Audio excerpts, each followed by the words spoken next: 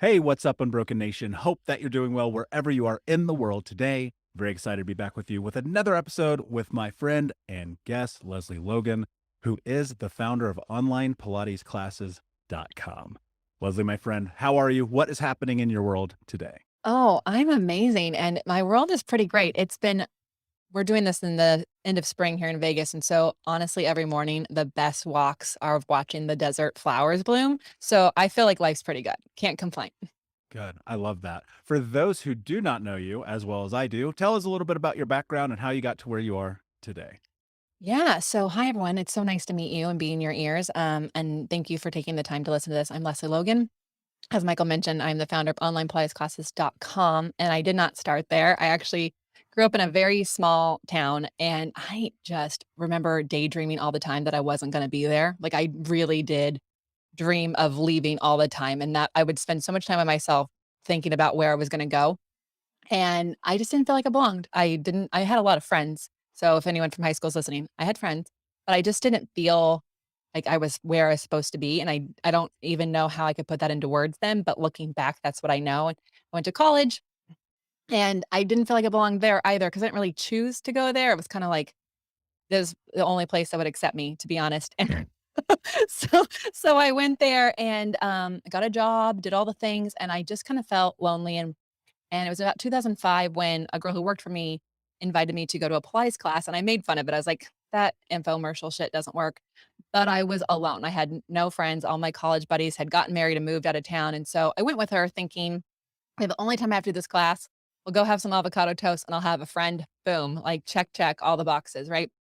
And in that first class, I did some exercises, and in the first exercises, I felt muscles I never felt before, but I also felt grounded. I felt like I was in my body for the first time, almost like maybe just being present in the moment for the first time in my life. And I changed the entire work schedule. I changed everyone's schedules at my store so that I could go to Pilates every single day. And but that lasted for a little bit. And then I still felt like I felt great when I was in Pilates, but I didn't feel good when I was not. And so the opportunity to transfer to a different store, which happened to be in Los Angeles, happened. And so I took advantage of that in 2007. And I couldn't find a Pilates class that I liked. And I was really frustrated because it was like the thing that made me feel like I was in like I was not alone. And so someone suggested I be a Pilates teacher, which now knowing me, you would think like I would have thought about that already. But back then I didn't know that I could change my career. I didn't think about that. I didn't have parents who did that. And I had $50,000 in student loan debt. So I kind of felt like I needed to stay in the job that I was in. But here's what's so funny as I became a Pilates instructor thinking I'll do this to pay for my Pilates habit. And it was in the 2008 recession. So if anyone is remembering when that was and what was happening at the time, retail was not exactly the place to be. And I was so busy teaching Pilates that the person I was with was like, "Hey, you're not a doctor and you're working doctor hours. So it's probably time that you make a decision because working 80 hours a week to not make doctor money isn't the best thing." So I had to leap. I had to take a chance. I had to leave, health insurance and 401(k) and vacation time to work for myself. And when I did that, it was so crazy because at the time everyone was canceling their cable. I had a full schedule of teaching, and I can only say it's because of my passion around it. Like, I was so passionate that everyone should be doing this. This is the best way to connect yourself. Because what I found is the more I connected myself, the more I could connect with others and the more I had deeper, meaningful relationships. And that just spurred into me traveling the world. I used to travel pre-pandemic 140,000 miles a year teaching people Pilates, which is always funny when you're traveling to Asia and someone looks at you like, "What do you do?" I'm like, "I'm a Pilates teacher." And they're like, "I'm going on a business trip. What is what is happening here?" And and so my husband insisted that I create an online platform because I was traveling so much. And I struggle with that because I really do believe in the power of in person, but I knew that I wasn't really in person all the time and I couldn't do that. So I wanted to create something that allowed people to get connected to themselves, but also have the accountability to show up. So that's how we got here into me teaching Pilates online and coaching people on mindset, habits, and all of that. We'll be right back to today's show, but first I need to ask you a question. Are you feeling stuck? Are you feeling like you don't have the support to go to the next level in your healing journey? Are you feeling like you wish you had a little bit more support from not only myself, but the Unbroken Nation? Well, my friend, I want to invite you to come and join our live weekly coaching sessions in Think Unbroken. All you have to do is go to Keys, Keys, keys.thinkunbroken.com to sign up and join us today with 100% money back, no questions asked, guaranteed, and no contract or commitment. Every week for the next year, you can come and be a part of our live coaching sessions each Monday as we dive deep into not only answering your questions, but questions from the Unbroken Nation, and help you take all of the information that you learn in the podcast, in the courses, and other areas of this journey, bring them into your life and use it in a way that is practical, life-changing, and transformative. So my friend, join us at keys.thinkunbroken.com, and we will see you this Monday. There's a really interesting thing that I've noticed to be a parallel for every single person that I know to be successful in the world. And this is in this context.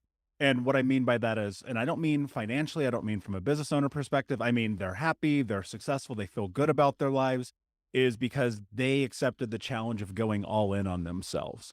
And I feel you said something that I think many people get stuck on, myself in the past included in that, where it's like, oh, I didn't even know I could do something else. I was working a job at 18 years old, at 19 years old, and being like, oh, I guess it's my life. Thank goodness for warehouses and being able to put microchips in motherboards, because I don't know what I would do without that. And then it was like realizing, wait a second, I actually can control the trajectory of everything that's next if I'm willing to take that risk. What was going through your mind in that time frame where you're like, okay, I feel this passion, your word, for wanting to do this, and then having the willingness to actually step through that threshold? What talk us through that experience? Because I know there are people listening like right now, and they're like, I would really love to like fucking follow my dreams, but they don't. Yeah, I get that. And, you know, look, it is hard. And I think it's easy for people to look at my life now and go, it must be nice for her. It's so easy for her. Like, you know, I I definitely credit, even though my childhood wasn't exactly what everyone would think is picture perfect, I credit living kind of in the rock bottom where, like, the other shoe's gonna drop at any moment, with being able to handle some scary situations. And I think that I didn't love that as a kid, but I do appreciate that now as an adult. So it was a leaping isn't as scary if you know that you can count on yourself. And I think that that is a key. Like, you have to, that comes with actually doing things that you say you're gonna do. So that, and that's not big things, doesn't mean like you have to complete a marathon tomorrow. But if you say you want to wake up early, make sure you set the alarm to get up 5 minutes earlier. It doesn't have to be an hour earlier or 3 hours early, but keep your commitments to yourself, because I knew I could commit. I knew I could trust myself, and I knew I could land on my feet just from always having done that in my life. But I will say, it wasn't until someone said I should be a Pilates teacher that I knew I could do something different. Like, it made my mind think about it. So I had to picture it. I had to visualize it. You talk about visualization. I had to visualize, like, what would my life look like? How does that work?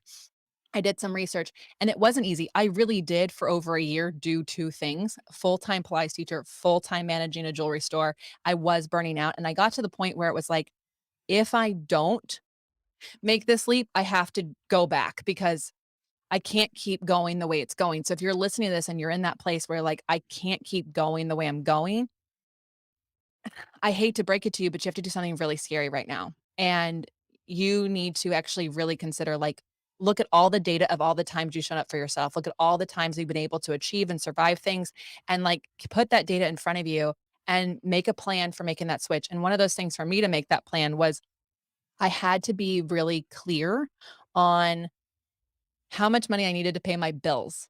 So it was very different than how much money do I wanna make. It was like, how much do I need to pay my bills so that I know that I can, like, I won't be homeless tomorrow. I have been homeless a few times in my life, and so I needed to know that I won't be homeless tomorrow. And that data and that evidence and that information made it easier for me to make the leap. And I will tell you this, the day that I left that store for the last time, it was like a weight off my shoulders. It wasn't an easy leap. It was very hard, in a lot of ways, but at the same time, it felt easier because I wasn't carrying the weight of doing two things and carrying two, what's the word, like, purposes. One of the things that I recall when I left a Fortune 10 company. Now, for a kid from the hood with no high school diploma and no college education, leaving a Fortune 10 company is pretty fucking insane. And I had literally everyone in my life be like, "Don't do it. Don't do it. Don't do it." And I will argue that the greatest thing that you can do is to your point, trust yourself and have confidence in your own ability to see it through. But I feel like a lot of people who initially take that leap have this thought of if I build it, they will come. And I They have don't. come to discover that's actually not reality. And this isn't really a fucking entrepreneur business show, but it is a show about mindset and mental health and talking about the trials and tribulations of life and how we overcome them. What was it like for you when you took that leap? Because I know I'm going to assume, I won't put words in your mouth, but I'm going to assume that it wasn't as easy as you thought it was going to be. Oh, no, nothing. Unfortunately, nothing is as easy as you'll think gonna be, and it doesn't happen on the timeline that you want, and I think I was really young then, I didn't realize that. Now I know. Now I have a little bit more detachment to that. But, you know, I I feel like I was very determined. I was very, very determined to make it work. I was like I knew I could go back to retail, but I didn't want to go back to retail because I really did believe in what I was doing would change people's lives because it changed mine. And so I was pretty unapologetic about it. I mean, there was a time I was at a strip club with some friends, and this girl was like, "Oh," she's like, "What do you do?" Somehow she asked me what I did. I said, "I'm a Pilates instructor." And she's like, "Oh, I love Pilates." I'm like, "You guys should do Pilates before you come here." So my mat classes that I had no one knew what I did. I was a brand new teacher. Were full of all these strippers warming up before they went to the strip club. And and I realized I was like, that's how you get it. You just have to tell people what you're doing and people will if you can solve a problem that they have, they're gonna come. And so those ladies coming made me start to go to the coffee shops and made me start going to the college. And I just made it a mission. Any hour I wasn't teaching, I was telling someone what I did, and I know that that scares the introverts that are listening to this. Let me just tell you, I'm a gregarious introvert. I'm going to rest after this podcast. Like I do get my energy from being alone. But the world does require us to engage with other people. If your product, if your job, if your dream is to help others, you have to talk to them. And so I just made it like it was just a job. If I didn't have a client, that's what I was doing. And it didn't feel hard then looking back because I've had to move and I've created other products and I've had to kind of start from scratch. I now realize like it was very hard, but there was no going back. So I kind of just was I didn't let myself sit in the hard and like wallow or wonder like why is this happening to me? Why isn't it easier? I think also just coming from a small town with parents who had to work for every dime that they had, I wasn't disenchanted. I didn't have like those rose colored glasses like it would be easy and people just give me things. But it was hard, y'all, and it sucks. And it's not easy to be new at something. It's not easy at the beginning of something. But I also knew what I wanted. I really, really, really wanted every single person on the planet doing Pilates, and I wasn't gonna stop until that happened. So we're still on that mission, but Yeah, and I think clarity is everything in life. And from writing down your goals to your mission to your personal values to everything. And clarity for me is really what has put me in the position I am today because I've looked at my life and of course the Unbroken Nation knows the mission of this show and the company is to end generational trauma in our lifetime through education and information.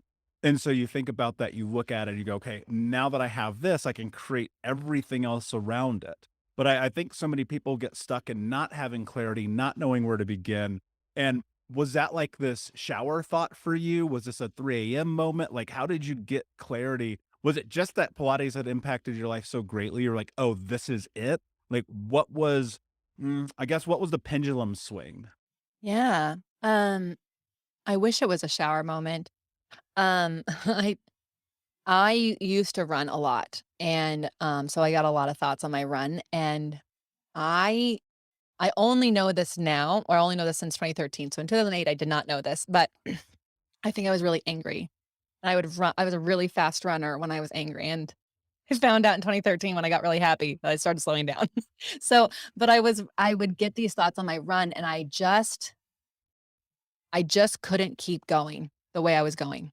I just was frustrated, and because I'm not someone who like, we all want certainty, even myself, like, I'm a human being. I wanna know that it's going to happen the way it's going to happen, but I also didn't like showing up day after day, selling people handbags they didn't need, diamond jewelry they didn't need, and they were buying these things to make themselves feel better, but I knew how to make them feel better, and so I just kind of felt like I couldn't keep doing what I was doing to help people feel better about buying stuff when I could help them feel better in a different way. And so on a run, I just remember thinking, I wish I could just teach Pilates. That was the thought. I wish I could just teach Pilates, which I know everyone hates the word just, but in that moment, like that was a very specific just. I just wanted to do that. I didn't have anything like it was going to be easier or simpler. I just knew that that was what I needed to be doing. And so, um, it took me a long time to be okay with that because I did, here's the other thing that people are listening who have this leap to make. You feel you're going to let people down. Like the store I worked for, they cared for me like I was a daughter. They flew me all over to all their stores. They had dreams for me to manage all the stores when the president, the owner of the store retired. Like I went to their house for Thanksgiving. So for me to quit just felt like I was letting people down. And I am an upholder by nature. I'm a firstborn child. Like letting people down is like not like I can't even cancel a dinner, y'all. Like thank God for my husband because he's like, Leslie, we can cancel. It's okay. I'm like, but they've been planning it. Like I am that person who's like, if I say I'm going to do something, I'm going to do it. Right. So it took me months to kind of make the plan and get to the point where I could even gather up the strength and gumption to say, "Hey, I'm putting my notice in." But here's what's so crazy. As soon as I said those words, I had so much confidence in the decision that I was doing, the decision I was making to go all in on myself and to help people. So, you know, that 3 a.m. moment was on a run and it took, maybe it takes you a while to get the strength up to make the decision, but pay attention to those moments because it really did change my entire life. Like I wouldn't be talking to you right now if I had stayed in retail. That's for sure. I probably would be without a job considering how retail's going. Yeah, no kidding. You mentioned the word confidence a few times. What does that actually mean? Yeah, that great. It's a word that's so interesting. My mom will always say, you've always had so much confidence." Um, I know that there's a definition of confidence in, the dictionary that y'all can look up, but for me, it's a belief because and maybe courage is a better word because I feel like I'm scared a lot of the time when I'm doing something. I feel very nervous because I'm excited about it and I want it to go a certain way. I also don't know how it's going to go, right? You and I, you've been in business a long time. You have an idea of how things are going to go, and then tech can happen or something can happen. So, but for me, it's as a belief in what I am doing and how I'm creating things that solve people's problems. And I know if you're listening to this, you're like, how does Pilates solve the world's problems? Um, because I think a lot of people don't know who they are and they don't spend time with themselves. And when they do, they're shaming themselves and they're talking negatively themselves. So to me, confidence it's a belief in myself in that even if I screw it up, even if I do it wrong, it's going to be okay because I'm going to just show up again tomorrow and I'm going to learn from it. So it's less it's less that dictionary word of like, I'm so good at something, I've done it so much, I'm so confident in it. I'm nervous all the time. My husband was recording an event that I had to teach at, and there was 85 people in the room, which doesn't sound like a lot if you teach talk to 10,000, but I had 85 people I was teaching in one room. And that at the time was years ago, I'd never taught 85 people in a room. And in the front row was a bunch of people who've never done Pilates before a company flew them out to take my class. There's also, like, other famous Pilates instructors who took the time to take my class, and then there's all these other people, and I looked at my husband and I said, "Oh my god, I'm so nervous right now." He said, "How is this any different than what you're already doing?" And there was that moment that I realized that, I think a lot of us get nervous and scared, we doing a thing we already had confidence in doing. So for me, I just really try to focus on believing in what I'm doing and just doing the things that I know I believe in, I believe I can do. And the confidence and the courage and all of that comes. 100%. A thought comes to mind, and I'll butcher this, so I apologize. But I was listening to Kobe Bryant do an interview, and he was asked about being nervous taking game-winning shots. And he said, "I'm never nervous taking game-winning shots because I've already practiced it 1,000 times in the gym." And I think that's such a relatable concept. People ask me all the time before I get on stage, even last week in New York City, they were like, "Are you nervous?" I'm like, "No." And the response that people get is give me is shocking because they're like, "Wow, you're so confident." I'm like, "Yeah, but you weren't there when there were 2 people, 4 people, the mirror, me practicing in this in my head 10,000 times."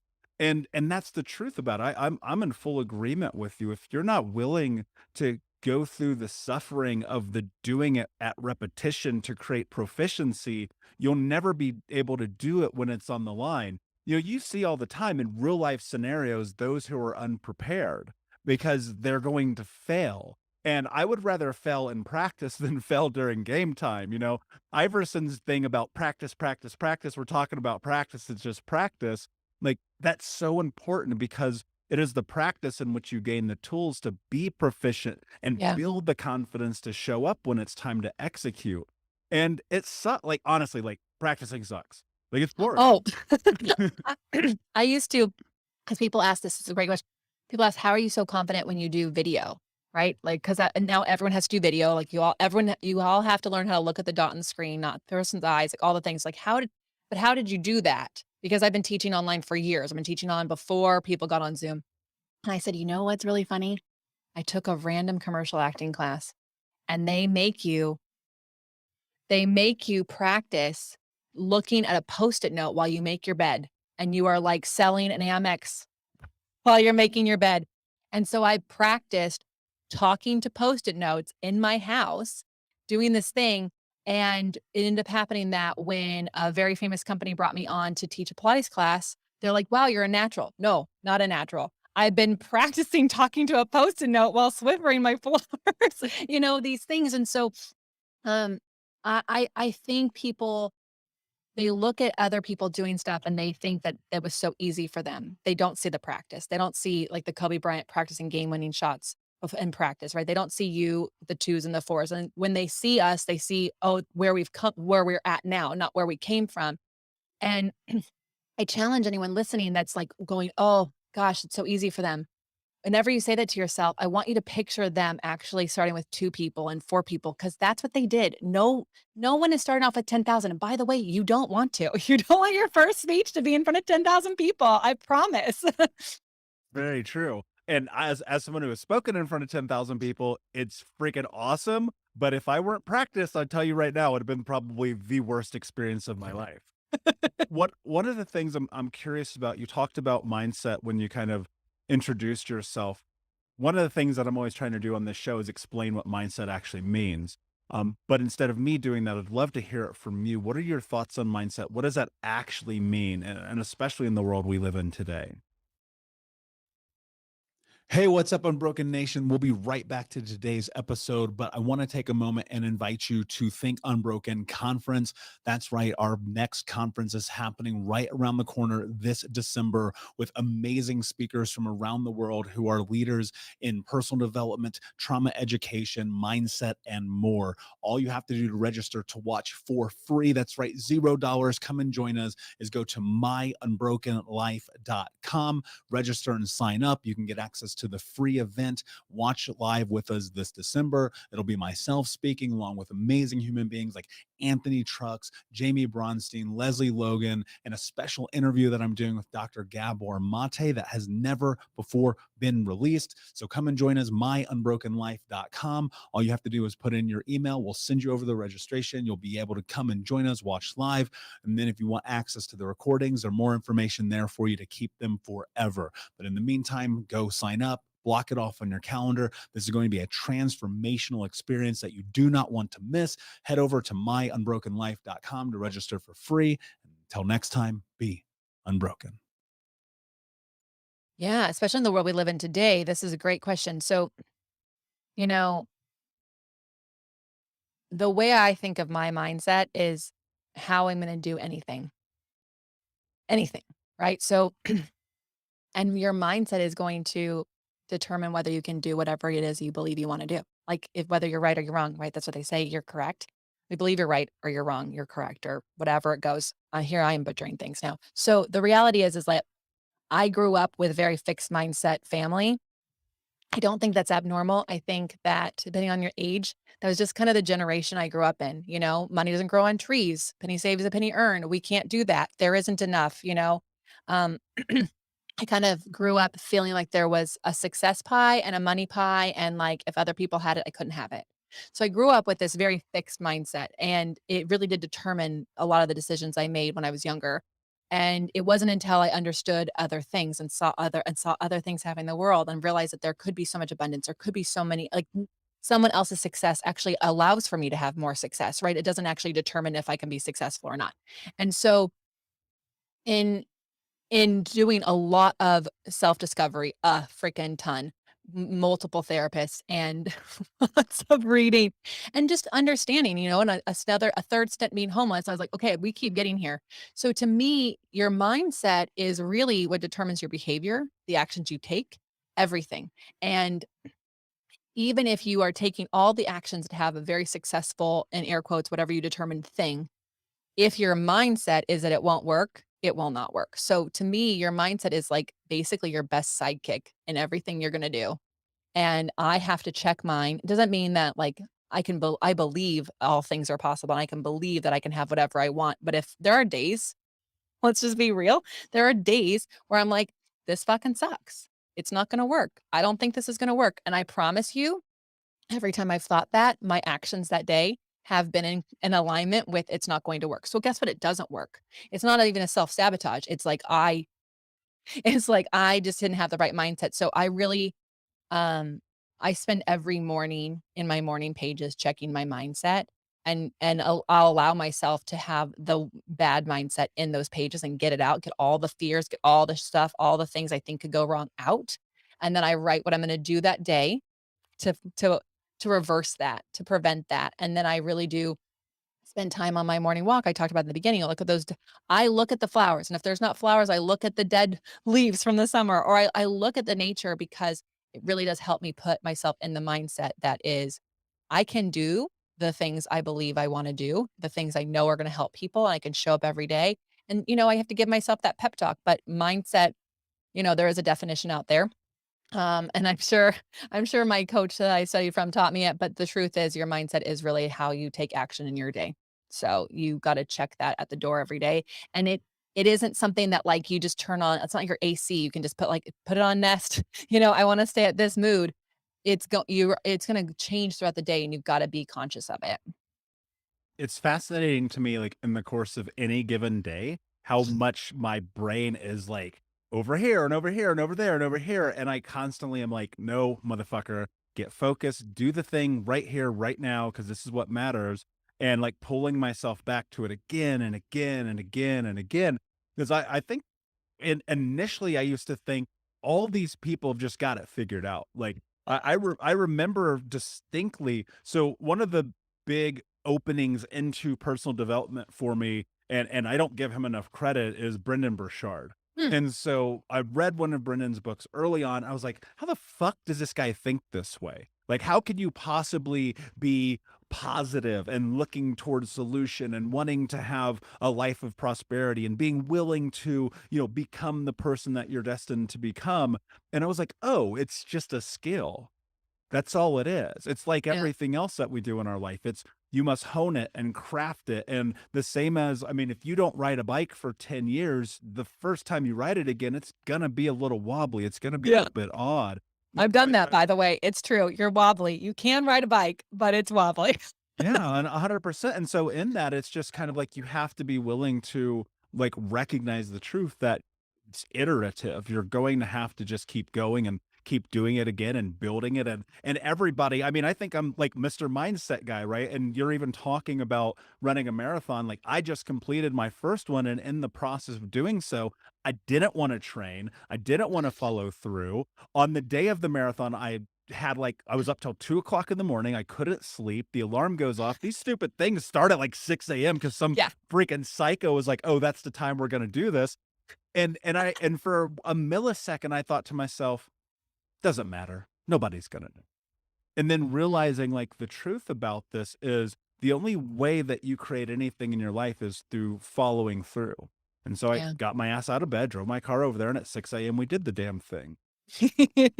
one of You the finished. things How did you finish? How'd you feel when you finished? I finished and I was like, great, it's done next. Because that's just how my brain works and that's how I operate. And it's just proving to myself. And so, like, after everybody's like hanging out, having hot dogs and beer, I'm like, I'm going home. And so that's exactly what I did. One of the things that you mentioned that I want to go into, because I think it's going to matter to somebody listening right now, is you talked about being homeless multiple times. Yeah. How does that happen? And how do you get yourself out of that? Yeah. I think a lot of people look at homeless people and they simplify it a lot. They make it sound like, oh, they could just go get a job. I had a job all 3 times. Um, they could live with friends or family. I did. You run out. You can't just like you just run out. Like you it also feels like you're a burden on them. So the first time I was homeless, it's because the college I went to didn't sign off and accept my student loans, so I couldn't pay for housing because my I had done everything right. I had made sure I asked for enough money to pay for housing, did all the things. So I slept in my car outside of a friend's job who worked overnight. So I was like, I'm not just sleeping in a random parking lot. I'm sleeping in a parking lot where someone is working and knows I'm there to watch out for me. Luckily, that was only for a couple of weeks. It wasn't the worst. The next time it happened, it was just a matter of like I didn't have enough money from the last apartment to the next apartment. So I think I when I look at homeless people, I just know that there's a bigger story out there.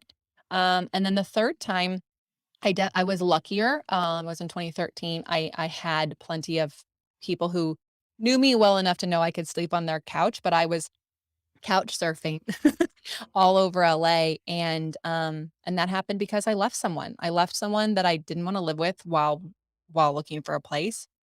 Um, I didn't feel safe there. So, that time I was homeless for about 3 months, and, it was honestly, like, don't feel sad for me because it wasn't actually a sad 3 months.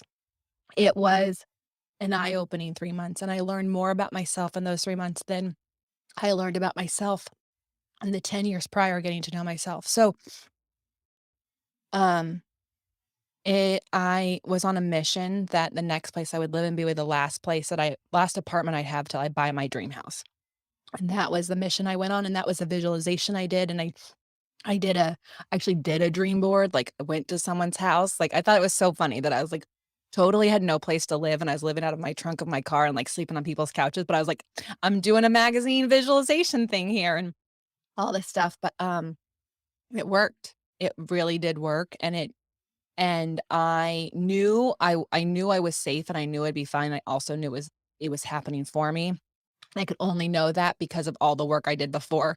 But, people become homeless because life happens, like, life just likes to life, and, you know, um, I was fortunate. I had jobs, and I had people that would allow me to stay so that I could get on my own 2 feet, and I could get a new car, and I could get a place, and I could do all the things, and I honestly found myself in that situation, just kind of rolling with it. So the studio that I rented from closed. And then my job, the other job that I had transferred me to a different, and I was just like, okay, what else? Just take away whatever I don't need where I'm going. Just take it all. And having that mindset really did make it a little bit easier. I didn't feel like I was losing anything. I felt like I was gaining every time I felt I was gaining space. And so the first 2 times were a little scary and frustrating, and I was angry, and the 3rd time, I was like, "Okay, here we go," and, I'm grateful for it today. I really am, grateful for that. I don't wish it on anyone ever. I don't think you have to go through that to have an experience in your life, but I do think it's important to take time, take stock of, like, "What do I have and why do I have this? Do I even need this right now?" And that's what I did, and it really changed my life today. I don't take on things that I don't need. I'm like, "Do I need this right now? I don't need it right now."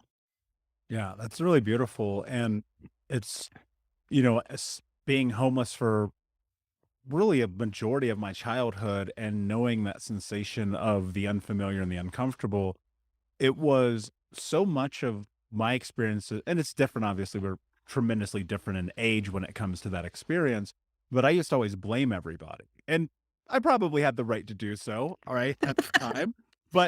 As an adult and looking at some of the most tumultuous and chaotic and unsettling and difficult experiences of my life, I'm like, that all led to something.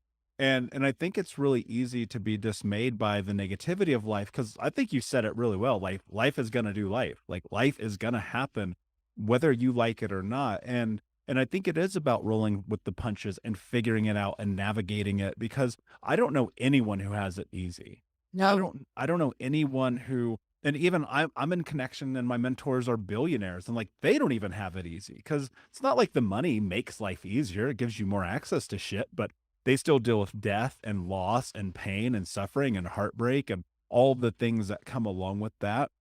You said something really interesting that I've found has held true in my life as well. And that's watching these visualizations that I have, things that I put on my board, things that I write down come to fruition. Why does that happen for you? Mm, okay. So I learned about confirmation bias, I think, in college. It must have been because I don't know why I would have learned it before then, but And explain that for people who don't know. confirmation bias is whatever you believe you're going to look for evidence for. Your brain is literally trained to prove your thoughts correct. So that's how thoughts become facts, even though they might not be. So if you like, you think someone's talking about you, you are going to see evidence of them you'll see them whispering. They're like, oh, they were talking about me. When they might be asking for directions, like, but we seek out evidence to prove a thought we have correct. Okay. So I knew about this from the degree that I don't use. And I and I knew, I think I play with it a little bit, but I like to be conscious of the thoughts I have because if you have like a negative thought, like, oh, this, I'm like, ooh, why would I think that? Why would I want to bring that on myself? So really try to do that. But when it came at that time, I was like, okay, we're kind of getting a reset here. Like here I am, I'm 30 years old. I have no place to live. We are getting a reset. So let's take some time. What do we want to be seeking out evidence for? And so that's what I put on this board. And then I really, here's another thing I did. Here's a book that I don't think gets enough credit. It's called E Squared, everyone. And it actually forces you to do these different things and then look for the evidence for it. And so I had done the board and then I read the book and I was like, okay, I'm doing this. And it was an active choice, was actively seeking out evidence to prove my dreams were going to happen. And that takes commitment. It doesn't take as much time as you think it does. It just takes a focus. It just takes like keeping it in your mind's eye, like looking at it in the morning and doing it.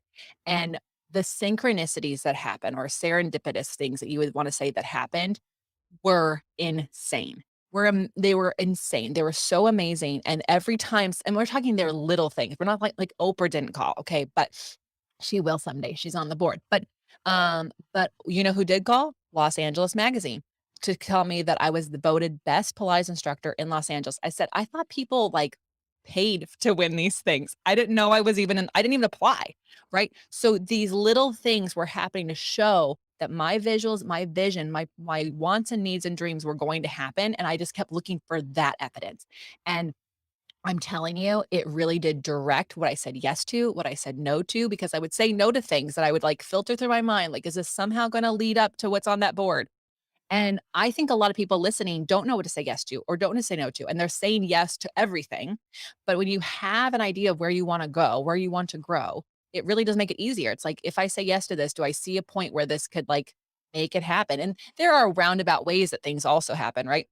But, listening to your gut's also a key on that, and that I know that sounds, like, obvious and true, but a lot of people are not in touch with themselves and how their body feels when they say yes and no to things, so there is a way to do that, everyone. If you've never, like, listened to how things feel in your gut, ask yourself have someone ask you, "What's your name?" Or, actually, they'll say, like, I'll say, "Michael, is your name Michael?" You'll say, "Yes." "Michael, do you have a podcast?" You'll say, "Yes." "Michael, do you wanna end, generational trauma in your lifetime?" You'll say, "Yes." You'll feel what all those yeses feel like, and then I'll ask you questions that are an automatic no, that we know are a no. You'll feel what no feels like, and that is, like, the best way to feel it in your body, right? So, for me, that's why visualization worked because I knew in my brain, I knew in my mind's eye, and I could see it on my wall every day. When I got that apartment, I had 20 legal boxes of clothes because my ex is a lawyer and he packed up all my stuff into boxes, legal boxes. I had a peace sign lamp and I had a vision board. That's what I moved into my apartment with. And so I didn't have much distraction, but I'm telling you, that's how it worked. I think about this. Literally, I just had this thought of when I was sitting in Thailand, I was writing the first book, and everything I owned to my name fit in 2 backpacks. That's it. That's all I had. That's all I had to the world. But I had made a decision to trust myself and be like, go and do this thing. No matter what, it'll work itself out. Just fucking go for it. And one of the things I think was really interesting that I came to realize, especially in that time window, and it wasn't just like being on beaches and stuff, but just kind of like life. It was like, wait a second, you're actually allowed to change your mind. You're allowed to decide something different, even though you have so much thought about your clarity of this thing. And I say all the time, like if I wake up tomorrow and I don't want to do Think Unbroken anymore, I won't do it. Yeah. And I think that's a weird thing for people to hear because live in such a gung ho, fucking see it all the way through society. And I'm just like, you can change your mind. So I'm leading somewhere with this. I'm curious about with the vision boards, with the career, with everything that you've built. Have there been these pivots in this journey where you've changed your mind about who it is that you are and what you want? Yeah. Oh yeah. It's funny. It's almost like that. Be careful what you wish for, because it will happen. And so when I left my retail job to go all in, I had thought, okay, I'm going to own a studio. I'm going to be Mari Windsor. Like, so I figured out like, who's the top person? Like, how do I do this? And I was like, I'm gonna be her, right? I'm going to have DVDs. I'm going to be some infomercial. And 6 months in, I was like, I actually don't want any of that right now. That's not what I want. And so I made a pivot, and the person I was with was really pissed about it. And so y'all, sometimes you'll make a pivot, it pisses people off. He was like, that's not what we agreed to when you left the job, all this stuff. Mind you, I was not living off of his dime. I was living on my dime. But I learned then, I was like, oh, that's interesting. You can change your mind and it's good for you, but it can piss some people off. And that was hard for me, but I'm glad I learned that lesson. That was one time. Then another time I had said, I will never own a studio. I'm not going to own it. I don't want that kind of thing. I'm traveling too much. And I pivoted and I totally opened up a studio. I totally did. And I didn't feel like I was a hypocrite or anything like that. I opened a studio because I needed a place for my dreams to be able to happen. I needed a space for that to be. I needed a place where I could film and I could do everything and I could invite people in. And so people were traveling around the world to take Pilates from me at that space. And I needed a place for them to come. And a year later, it was 2019, we were on our winter tour. We still do. We brought it back last year, but we drive across the country and I teach pop-up classes on our way to Christmas every year in Philly. And I remember saying to my husband, I said, I really wish next year wasn't so booked up, 2020. If we have 8 countries, we have 4 retreats, I got to do all these tours. It just feels like there's no surprise in 2020. I said, I just like, I kind of want to change everything. I want to change all of our offers. I want to change all of the workshops. I don't want to do like, I had all these workshops that I'd sold, I had contracts, I had to teach them. And I was like, I don't want to teach these anymore. And so next time I'll be more specific because then the pandemic happened and cleared my schedule and I don't have to teach those workshops anymore. But my point is, many times I've had to do that. And yes, I do know the feeling of like, you're going to let people down. You're going to let people down if you do things anyways. So it doesn't make it easier, but it is helpful to know that and just to keep that in mind. Like you're going to let people down doing the thing. You're going to let people down not doing the thing. So, but if you don't want to do it, it's not going to be good anyways. And so that's one of the things I've learned is if I don't want to do something, forcing myself through it isn't going to be like a great thing. And the fact it's going to ruin the experience for everyone. And so I make the pivot, I make the change. And that's one of the reasons we moved to Las Vegas is like, I was like, we got to go. This is where I feel like we need to be right now. And it was like the best thing we could have done. And so listen to those pivots you want to make. I mean, like they're going to be scary and it might take you more time than you think to make them. But it's also, if it is possible to end it tomorrow, then, and that's what you want to do it. you're going to learn something from that anyways, and I don't know. I always I think about what the worst thing that's going to happen is. Most of the time, I'm not going to die. And to me, that's the worst thing that could happen. Like if you're dead, you can't change the world tomorrow. And then I think that's the best thing that could happen. Like, what's the that's where I think people miss it. Like, what's the best thing that could happen in that moment with that pivot? And that's going to excite the hell out of you. It should. Yeah, and it will. And the worst thing, my worst thing is dying with regret. So, Mm. it's kind of very much in the same guise because I just look at life and I go, all right, you've been through all this shit, as many of us have, especially the Unbroken Nation and people listening to this show. You've battled back from insurmountable odds, and somehow yet you find yourself still stuck. And the only way you get through that is you say, fuck it, let's go. Let's see what happens and be willing to trust yourself. And I mean, that could even be as simple as like for some people, like changing your therapist. It could be as simple as like quitting your job or applying for a new one or whatever that is. And my hope is, people will find the strength in your word courage, which I think is a phenomenal word, to have the willingness to step into creating the reality that they want. Because unless you do that, it's never going to happen. And there ain't no Disney moment. Nobody's coming to save you. Nobody's going to magic your shit into reality. Like you have to show up. And yes, it's fucking scary. We're all scared. But the difference between success and failure in life, I believe truly in my heart, is simply action. Just being like, screw it. Let's see what's on the other side of this. Yeah. Well, and here's the thing, like, because you said it, we're all doing scared. Action is the antidote to fear. Like like fear cannot sit where you take action. And action doesn't have to be the biggest thing you've ever heard of. It can be like literally Googling the next step. So that's going to give you, it's going to take away some of that fear you feel. And I said this on my podcast all the time. It's what brings clarity. And you talk about clarity being so key. It is. And I think when you take that action, I always get a little bit more clarity around how does this feel? Do I want to do this? How's this going? Why am I doing this? And so yeah. Yeah, I love that. This is you're freaking amazing. What you're doing, your mission is inspiring as fuck and you know that. But I think the more people can show up where they want to show up and be that courageous thing. And I think we think of courage as something big and huge. And I did a lot of research on courage, and it actually is like just like people are courageous all the time. Just, open the door for a stranger can be a sign of courage because it's like, this is a strange person. You don't know them, but you can do little acts of courage all the time.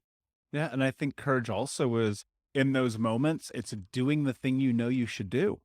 Like Mhm. we feel it. I mean, how many times, I mean, literally it's something as silly as opening the door, right? But you go, well, I could have done that. That person was 87 years old and they had a cane and they had an eye patch and there's a dog behind them and they're carrying groceries. And you're like, well, why the fuck didn't you open the door? Right. And I do think courage is in the little details. Everything of life is in the little details. Lesley, my friend, this has been an amazing conversation. Before I ask you my last question, can you tell everyone where they can find you? Yeah. So I like to hang out on Instagram at Lesley.Logan. That's Lesley. And my podcast, Be It Till You See It. If Pilates has ever intrigued you, then you'll go to onlinepilatesclasses.com/free, get a free 30-minute workout, do as much of it or as little of it as you want. We believe finishing is optional. Just showing up is the most important thing. So that's where I hang out. Brilliant. And of course, we'll put all the links in the show notes. My last question for you, my friend. What does it mean to you to be unbroken? This is an amazing question. This is like probably one of the harder questions I've ever heard. And maybe this isn't brilliant at all, but for me, being unbroken is loving myself. And I don't know that that comes easy for a lot of people. It certainly didn't come easy for me. Kind of always wanted to be better. And I'm a recovering perfectionist and overachiever. So the fact that I can sit here and really truly love myself, love the parts I hate too, um, that that to me is being unbroken. Brilliantly said, my friend. Thank you so much for being here. Unbroken Nation, thank you so much for listening. Please like, subscribe, comment, share, tell a friend. And until next time, my friends, be unbroken. I'll see ya.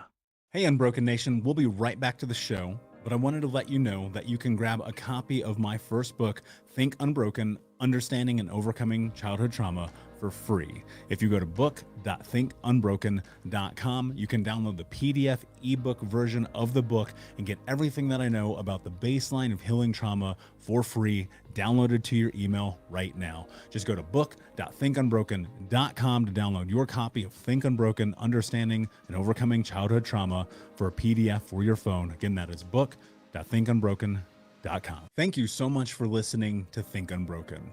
Please share this episode with someone who could use it and help us move forward in our mission of ending generational trauma in our lifetime. And if you would, please take 5 seconds to pop on iTunes or Spotify, hit that 5-star, leave a review, and you can also reach out to us on social at Michael Unbroken or at Think Unbroken.